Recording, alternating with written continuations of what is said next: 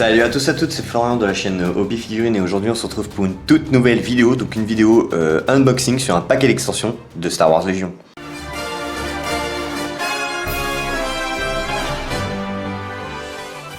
Donc aujourd'hui un paquet d'extensions, le ravitaillement prioritaire, donc c'est un paquet d'extensions qui n'est pas une figurine ou une unité que vous allez rajouter à votre faction, mais des éléments de décor et surtout de pions objectifs pour vos tables de jeu, pour justement faire une addition de ce que vous avez déjà par rapport à la boîte de base en termes de cartes. Là on a des nouvelles cartes de déploiement, des nouvelles cartes de conditions de victoire et d'objectifs.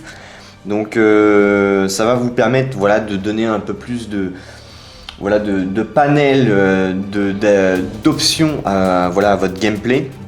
Donc ce paquet d'extensions comprend du coup 12 marqueurs objectifs.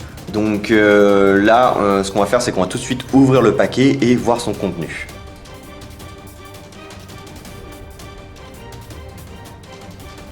Ce paquet d'extensions est bien sûr en deux langues, donc en français et en anglais comme beaucoup de paquets d'extensions. Donc on a le petit livret ici en français. Là, celui en anglais, on va pas l'utiliser. Donc on a le guide de montage, donc c'est pas très bien compliqué, hein. Il y a 2-3 petites pièces à assembler. Et on a comment utiliser cette extension. Donc vous pouvez utiliser les objectifs de champ de bataille que vous trouverez dans cette extension pour remplacer des pions objectifs de la boîte de base de Star Wars Légion.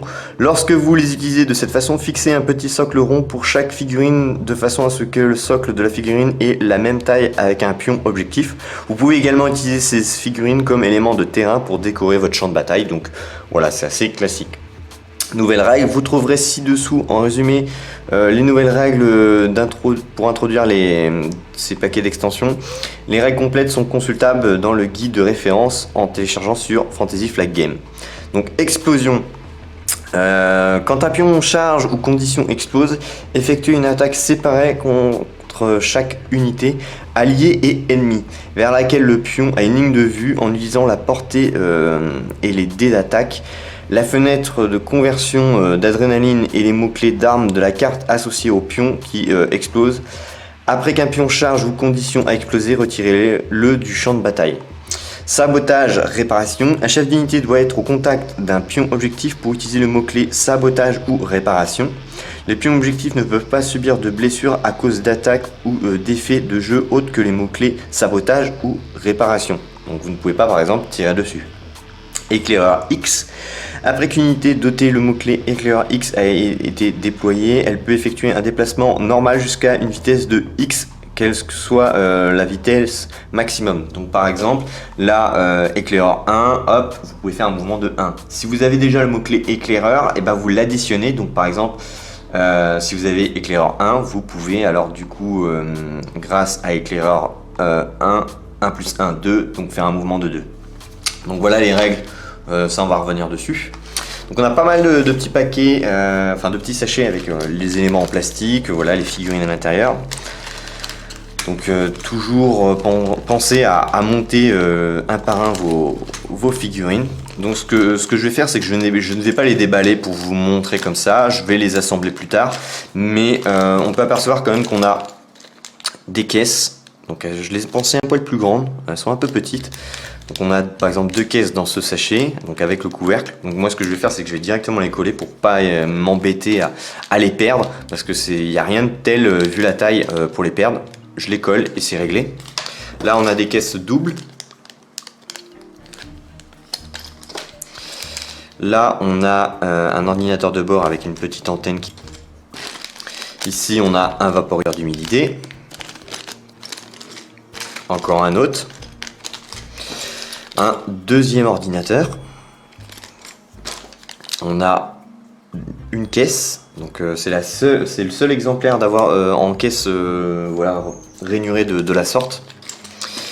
Et le dernier ordinateur. Tac. Là on a les socles pour ces pions objectifs. Donc moi je vais utiliser les socles transparents pour mon partenaire Ramstack. Oui, c'est un placement de produit, mais comme je le dis, je le répète, c'est fait pour s'adapter à n'importe quel type de playmap. Et comme je fais des rapports de bataille sur n'importe quel thème, je ne veux pas faire des socles par exemple couleur Tatooine et jouer sur Hot. Ça serait complètement débile, stupide. Donc autant utiliser des socles transparents, c'est beaucoup mieux.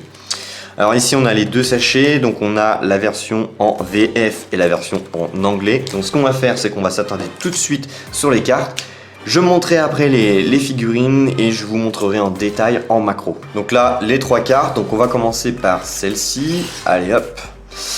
Donc sabotage des vaporisateurs hydroponiques. Donc mise en place, en commençant par le joueur bleu. Les joueurs placent chacun leur tour des pions objectifs sur le champ de bataille jusqu'à ce que 4 pions aient été placés. Chaque pion doit être placé au-delà de la portée 1 de chaque zone de déploiement et au-delà de la portée 2 de tout autre pion objectif.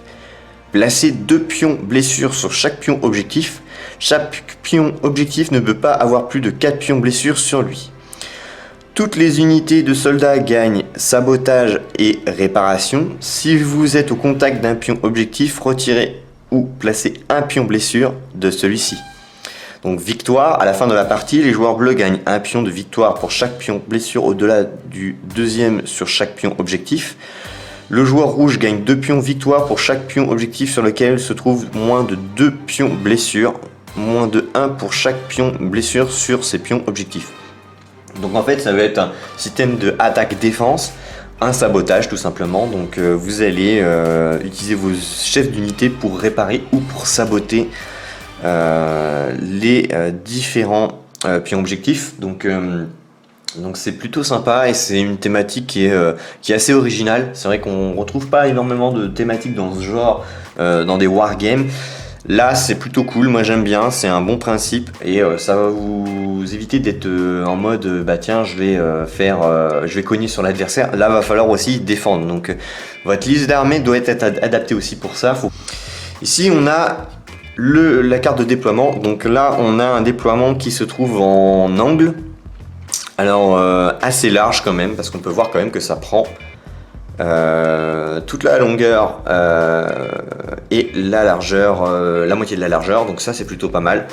Donc pendant l'étape déployer les unités, chaque unité de soldat gagne éclair 1. Après avoir fait votre déploiement, vous pouvez effectuer un déplacement à vitesse 1 et paire stationnaire. Vous ne pouvez pas effectuer de déplacement sauf des pivots.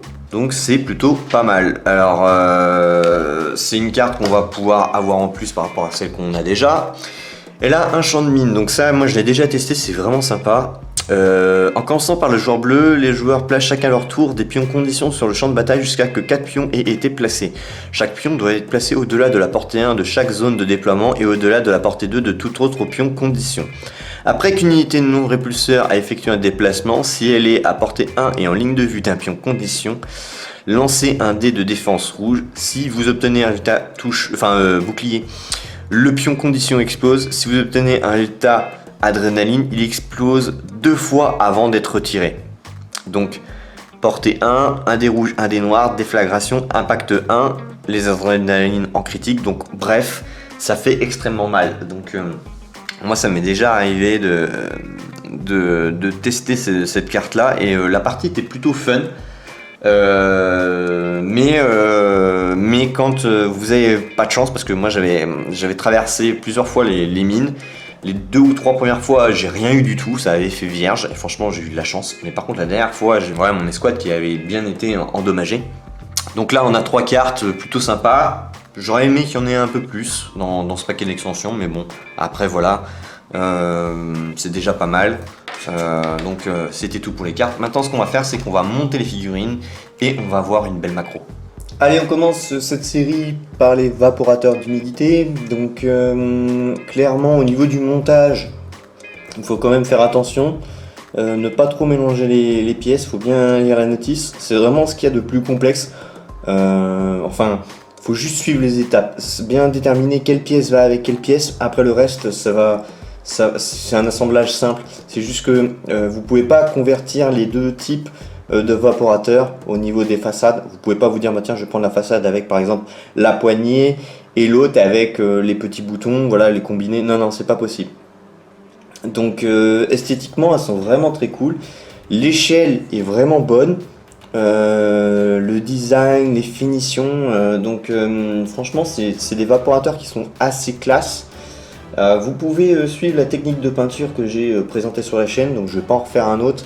J'en ai fait un pour des vaporateurs en MDF vendus par Diodalum.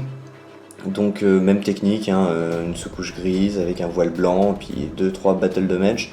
Et on a un rendu sympa, simple et efficace. Donc faites-vous plaisir. Au niveau des lignes de moulage, bon bah on a 2-3 petits défauts, mais c'est vraiment minime. Ça passe parce que vu que ce sont des machines, les jointures c'est moins important que sur une figurine.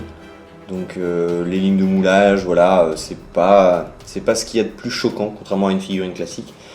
Donc un gros plus pour ces vaporateurs qui sont vraiment classe. Donc concernant les petits ordinateurs avec les antennes, ils sont vraiment sympas.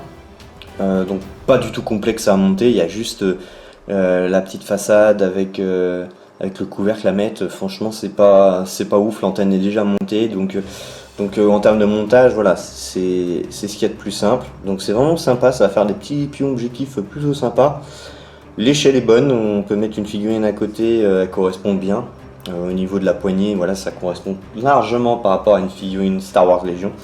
Donc esthétiquement, moi je le trouve vraiment sympa. Je peux apercevoir quand même que les antennes sont légèrement un peu courbées, ça c'est lié voilà, au plastique.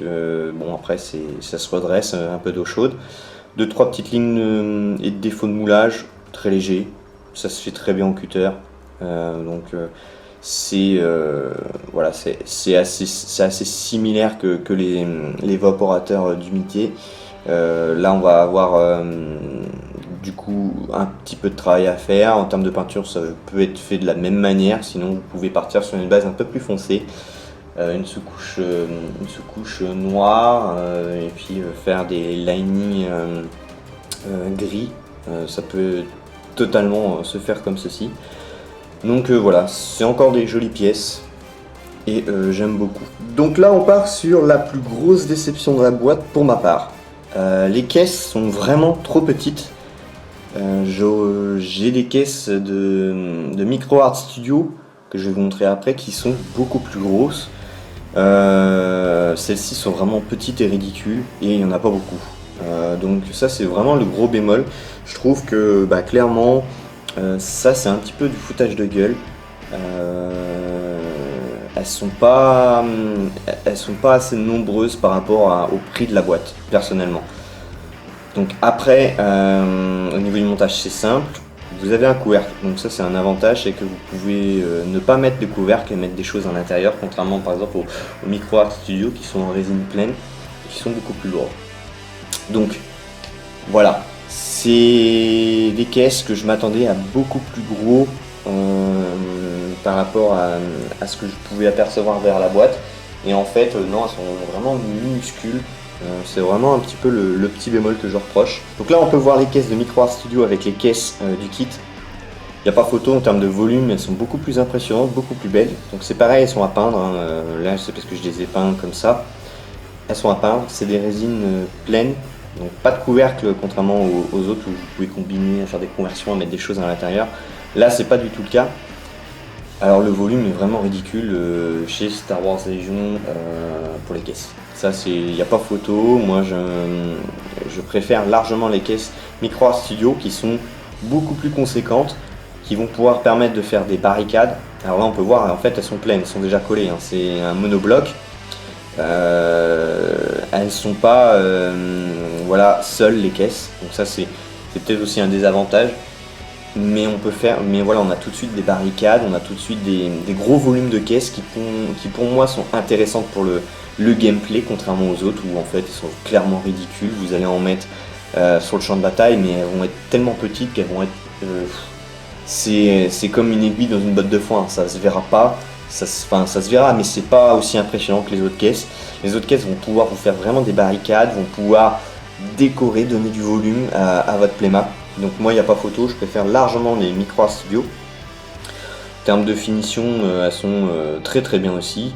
Donc voilà, après lâchez-vous pour la peinture, ça c'est le conseil que je vous donne. Moi j'ai fait cette couleur là pour voilà, le gameplay. Je trouve que ça va bien pour n'importe quel type de playmap. Ça peut aller sur Tatooine comme sur d'autres thèmes comme Geonosis, Endor, enfin bref, il y a vraiment la possibilité de s'éclater mais de trouver un schéma quand même qui soit assez polyvalent.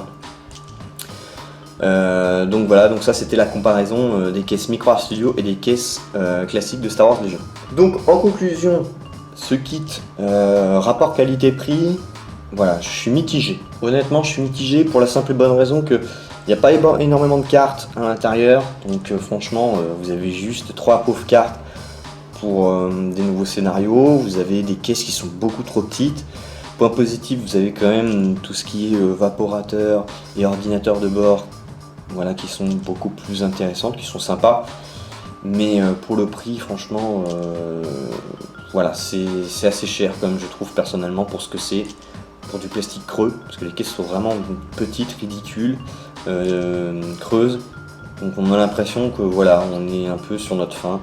Il y en a qui vont apprécier, qui vont dire que c'est correct. Moi, par rapport à ce que je vois sur le commerce, voilà, c'est pas le meilleur kit. De toute façon, les kits décor, j'ai l'impression que chez Star Wars Legion sont extrêmement chers pour ce que c'est. C'est un peu ridicule. J'aurais aimé plus de cartes, plus de scénars, et puis des caisses un peu plus volumineuses ou en plus grand nombre. Ça aurait été plus sympa. Mais bon, après, c'est comme ça. Donc, bah voilà, va falloir finalement faire un choix. C'est à vous de voir si c'est pour vous indispensable ou pas. Si c'est mieux d'acheter des alternatives en termes de décor ou celle-ci, mais par contre, voilà, faut savoir si ça va être vraiment utile pour vous. Mitigé, moi, je vous conseille pas forcément si c'est pas vraiment une utilité extrême pour vous. Donc voilà, cette vidéo touche sa fin, donc n'hésite pas à liker, partager, commenter, à rejoindre le groupe Facebook Star Wars Legion, donc le lien est en description, à faire un petit tour au magasin Double 6 Camp, c'est là-bas où j'ai eu ce paquet d'extensions, à lâcher un petit pourboire sur Tipeee si tu le souhaites, pour aider la chaîne à continuer à avoir du matos de bonne qualité pour continuer à faire de vidéos de plus en plus de bonne qualité, car c'est important, et c'est vrai que le matos, bah, ça coûte cher. Donc voilà, donc je te dis à très bientôt pour de futures vidéos Star Wars Legion. Au nom de l'Empire Galactique, vous devez soutenir la chaîne Hobby Figurines sur Tipeee. L'Empire vous sera reconnaissant.